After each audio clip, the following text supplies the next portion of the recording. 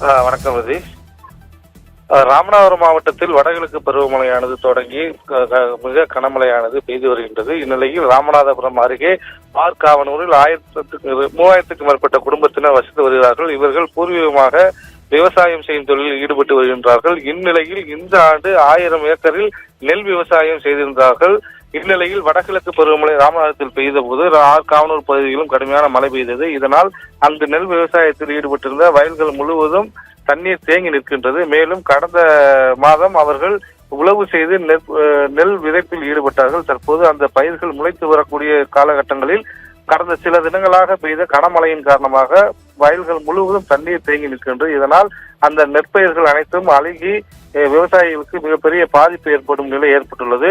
இதனால் உடனடியாக சம்பந்தப்பட்ட பகுதிகளை சம்பந்தப்பட்ட அதிகாரிகள் ஆய்வு செய்து அவர்களுக்கான நிவாரணத்தை வழங்க வேண்டும் என்று கோரிக்கை விடுத்துள்ளார்கள். மேலும் தற்போதுதான் பயிர் காப்பீடுக்கான அந்த பதிவு என்பது நடைபெற இருக்கின்றது. நவம்பர் 15ஆம் தேதி வரை பயிர் காப்பீடு செய்வதற்கான நாட்கள் இருக்கும் நிலையில் இன்னும் அவர்கள் பயிர் காப்பீடு வேறு செய்யாததால் இந்த இயற்கை பேரிடரானது ஏற்பட்டுள்ளது. எனவே சம்பந்தப்பட்ட துறை அதிகாரிகளும் பயிர் காப்பீடு நிறுவனங்களும் நேரில் ஆய்வு செய்து இவர்களுக்கு மழை வெள்ளத்துக்கான நிவாரணத்தை வழங்கிட வேண்டும் என்று கோரிக்கை விடுத்துள்ளார்கள். அதேபோல் தற்போது காவனூர் பகுதியில் வயல்களில் தேங்கியுள்ள தண்ணீர்களையும் வெளியேற்றும் பணியில் விவசாயிகள் ஈடுபட்டு வருகிறது.